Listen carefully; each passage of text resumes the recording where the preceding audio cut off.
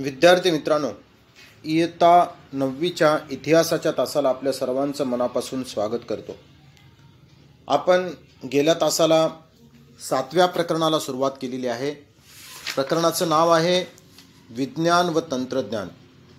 पहिला तास या पाठातला आपण घेतला. आपण आता सुरुवात करायची आहे ती पान नंबर 38वर दुसरी अणुचाचणी.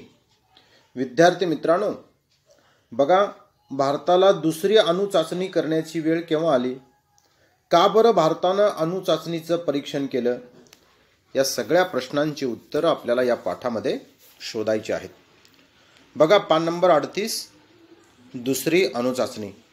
11 मे 1998 रोजी भारताने अण्वस्त्र सज्जता सिद्ध करण्यासाठी पोखरण येथे दुसरी अणुस्फोट चाचणी केली. या दिवशी 3 अणुचाचण्या घेण्यात आल्या. त्यात एक हायड्रोजन बॉम्बची होती. प्रधानमंत्री अटल बिहारी वाजपेयी यांनी भारताकडून अण्वस्त्राचा प्रथम वापर केला जाणार नाही अशी ग्वाही दिली. मात्र अमेरिकेने भारतावर तात्काळ आर्थिक निर्बंध लादले. विद्यार्थी मित्रांनो, बघा, आपण अणुचाचणीचा प्रयोग, दुसऱ्या अणुचाचणीचा प्रयोग, इंदिरा गांधींच्या नेतृत्वाखाली पहिल्या अणुचाचणीचा प्रयोग आपण केला आणि दुसरी अणुचाचणी घेतली ती म्हणजे 11 मे 1998 रोजी. भारत हा अण्वस्त्र सज्ज देश आहे हे जगाला पण दाखवून द्यायचं होतं आणि म्हणून 3 स्फोट हायड्रोजन बॉम्बची एक चाचणी सुद्धा घेण्यात आली. अटल बिहारी वाजपेयींनी हे स्पष्ट केलं की अण्वस्त्राचा वापर भारताकडून पहिल्यांदा होणार नाही, पण कुणी भारतावर असा प्रयोग करण्याचं ठरवलं तर आम्ही सोडणार पण नाही. मात्र अमेरिकेनं याच्याकडे दुर्लक्ष करत भारतावर तात्काळ आर्थिक निर्बंध लादण्याचा निर्णय केलेला आपल्या लक्षात येतो. पण त्याला आपण दाद दिली नाही, झुगारून लावले आणि आपण स्वयंपूर्णतेच्या दिशेनं एक पाऊल खंबीरपणे उचललेले आपल्या लक्षात येतात. क्षेपणास्त्र विकास. पृथ्वी क्षेपणास्त्र 1988 मध्ये पृथ्वी क्षेपणास्त्राची आणि 89 मध्ये अग्नी या क्षेपणास्त्राची यशस्वी चाचणी झाली. जगाने भारताच्या आर्थिक क्षेपणास्त्र विकासाच्या कार्यक्रमाची दखल घेतली.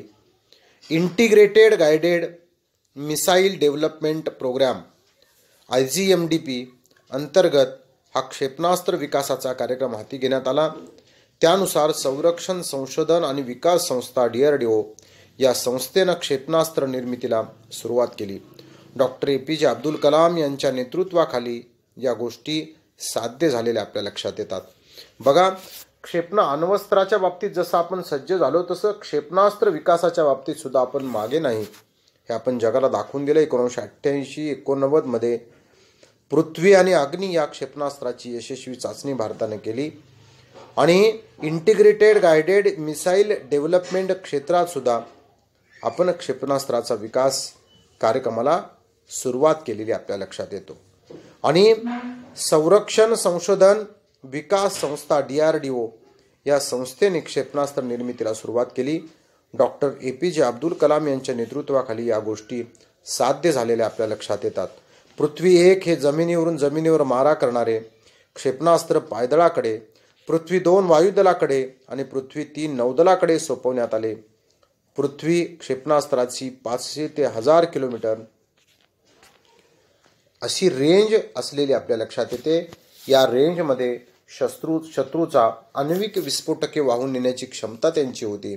न्यूक्लिअर बॅलिस्टिक मिसाईलद्वारे 150 ते 300 किलोमीटर अंतरापर्यंतचा पल्ला साधणे पृथ्वी या क्षेपणास्त्राला शक्य झालेले आपल्या लक्षात येते. बघा, पुढचं क्षेपणास्त्र आहे ते म्हणजे अग्नी. चीन व पाकिस्तानला भारताच्या क्षेपणास्त्रात सामर्थ्याची कल्पना यावी, भारताच्या सीमा सुरक्षित राहाव्यात म्हणून अग्नी 1 ची चाचणी घेण्यात आली. या सामरिक क्षेपणास्त्राचा पल्ला 700 किलोमीटर इतका होता. पुढे अग्नी 2 व अग्नी 3 यांचीही निर्मिती करण्यात आलेली आपल्या लक्षात येते. आकाश नाग क्षेपणास्त्रे.